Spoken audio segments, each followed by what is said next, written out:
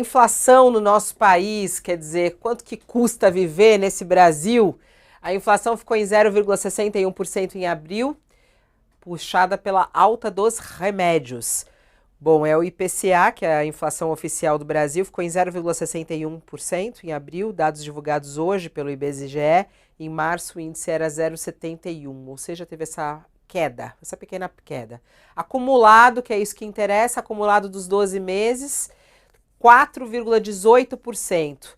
Isso representa uma desaceleração em relação à apuração anterior e representa também que esse é o menor índice desde outubro de 2020, quando estava 3,92%. No ano, a taxa acumulada é de 2,72%. Por que é tão importante a gente falar sobre a inflação?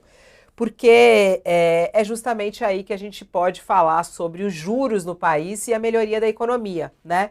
Thales, essa inflação reduzindo, já dá para dizer que os juros pode cair, Banco Central pode reduzir os juros.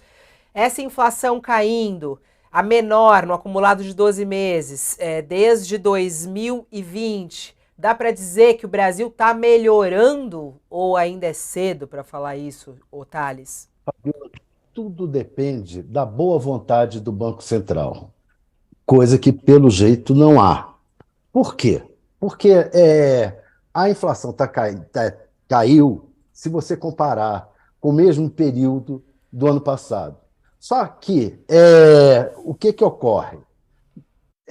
A expectativa era que o Banco Central, no segundo semestre, abaixasse a inflação.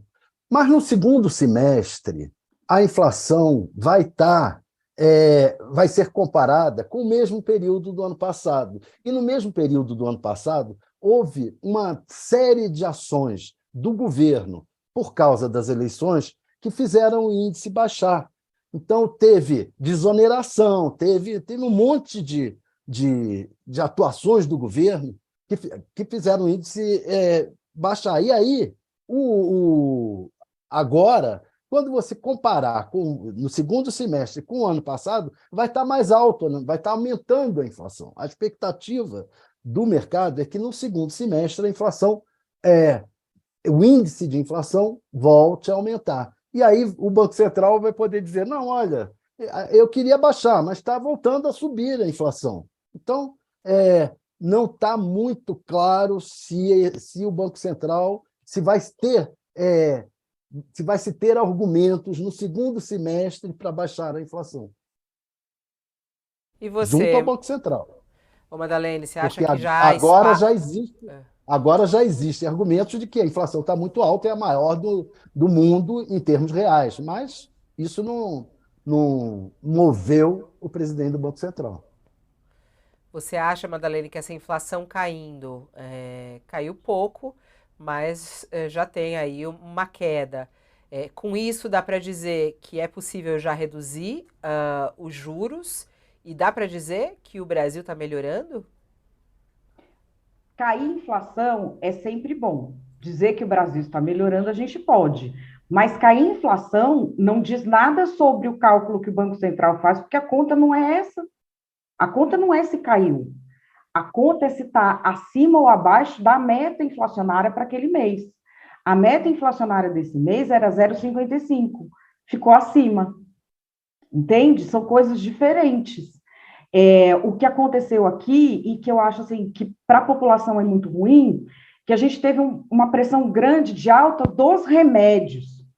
E alta dos remédios é uma coisa que as pessoas sentem demais. Primeiro, porque a tributação sobre medicamentos no Brasil, sobretudo a tributação estadual, ela é uma coisa, Fabíola, que você não tem no mundo igual. Os remédios no Brasil chegam a ser tributados em ICMS, que é o Imposto de Circulação de Mercadorias e Serviços nos Estados, em 18%. Remédios, inclusive, que em outros países do mundo, você tem comparações assim, mas assim, a maioria dos países não tributa remédio com a força que a gente tributa. Você vai na União Europeia, quem tributa mais alto é 10 em alguns remédios. A maioria nem tributação tem, ou tem só uma tributação simbólica para você poder manter o controle da circulação de dinheiro naquele setor, sabe? Mas não é uma tributação tão alta. se houvesse um pacto para a redução da tributação dos remédios, que é algo que se tentou já, assim, há muitos anos se tenta isso, há décadas, para ser sincera, porque o remédio é muito dramático quando a pessoa não pode comprar e ele não é da lista do obrigatório do governo. Se você tivesse um recuo dessa tributação, você teria um impacto grande inflacionário também. Entende por onde que se pode mexer? Outra questão é dos planos de saúde. Os planos de saúde são também o impacto que a gente tem para não ter cumprido a meta de inflação. Quem determina se, como e quanto o plano de saúde pode aumentar? São as agências reguladoras, que são do governo federal. Com essa determinação, houve um impacto na inflação. Então, nós estamos falando de uma engrenagem complexa. Aqui a gente tem setores que, por exemplo, coisa boa, diminuiu no transporte, que o transporte também é uma coisa que, sobretudo, a população de baixa renda sente demais. Então, quando você recua o transporte, inclusive tem muita gente do setor de frete, né, que estava pé da vida esses últimos meses, agora você tem aí uma melhora, uma perspectiva de melhora. Mas, assim, a gente tem de tratar isso da maneira técnica que porque é número.